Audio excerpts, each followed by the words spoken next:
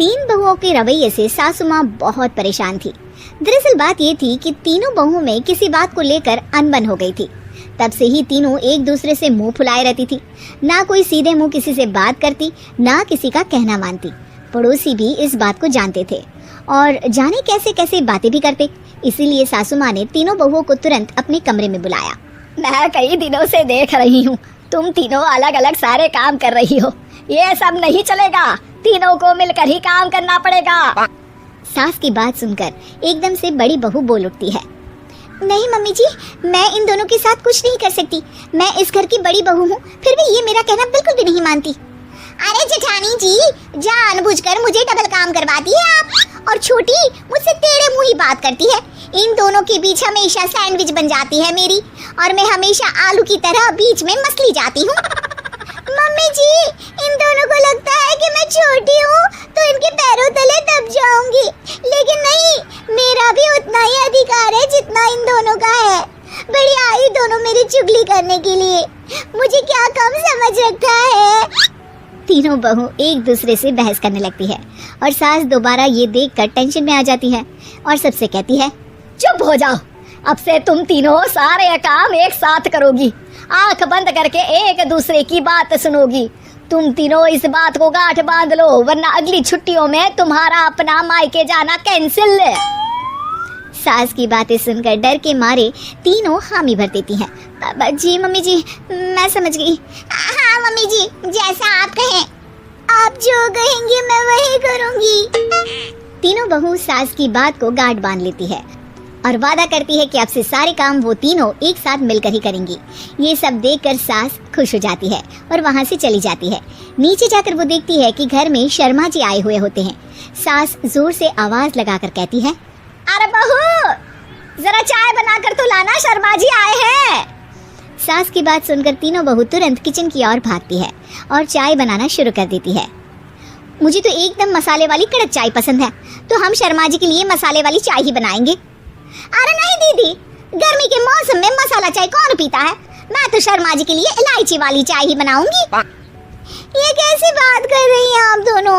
मेरी मम्मी ने सिखाया है कि मेहमान को ज्यादा दूध और शक्कर वाली चाय देनी चाहिए, वरना वो घर वालों को कंजूस समझते हैं। तो मैं तो शर्मा जी को ऐसी ही चाय दूंगी।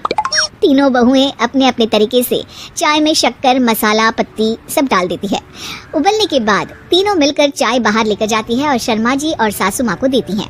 चाय पीने के बाद शर्मा जी सासू माँ को देखकर शर्मा जाते हैं और शर्मिंदा महसूस करते हैं कि आखिर उन्होंने चाय पीने के लिए हामी क्यों भरी। सासू माँ भी चाय पीना शुरू करती है और कहती हैं, अरे बहू, ये कैसी चाय बनाई है?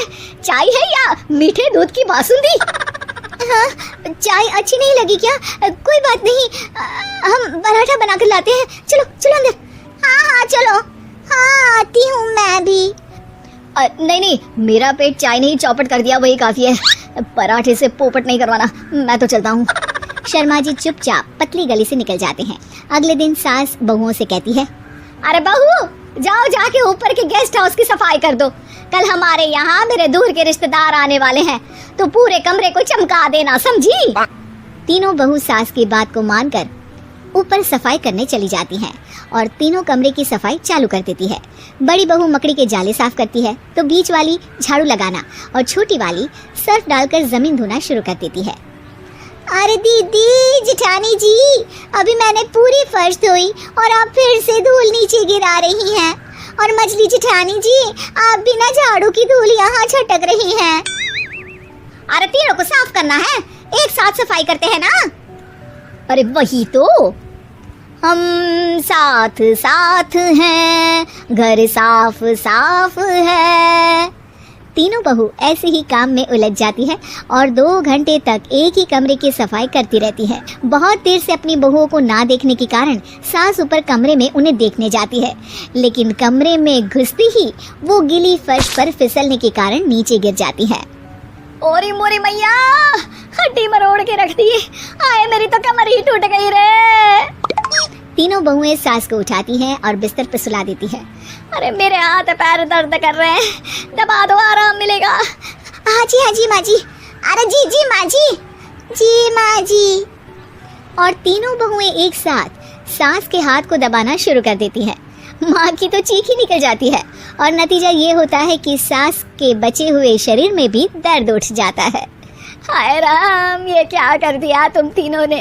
अरे मेरी तो किस्मत ही फूटी है कि तुम जैसी बहुएं मुझे मिली। हे भगवान, पूरे शरीर में दर्द बढ़ गया है। अब तो पता नहीं कि चल भी पाऊंगी या नहीं। माफ करो, मुझे गलती हो गई मुझसे कि तुम तीनों को एक साथ काम करने के लिए बोला। सोचा था तीनों मिलके अच्छे से काम करेगी, लेकिन बड़े बुजुर्ग सही कहते थे कि 3 तिगाड़ा काम बिगाड़ा। तुम लोगों ने ये बात ना आज साबित करके दिखा दी। तुम तीनों को तो समझाना यानी मानो भैंस के आगे बीन बजाना है। तुम्हें अकेले अकेले काम करना है ना, तो अब से तुम अकेले ही अपना अपना काम करो। तीनों बहुएं वहां से जाने लगती है। अरे कहाँ जा रही हो? आप ही ने तो कहा कि अपना अपना काम करो, तो मुझे मुल्तानी मिट्टी लगानी है। अरे मुझे भी तो नेल पॉलिश लगानी है।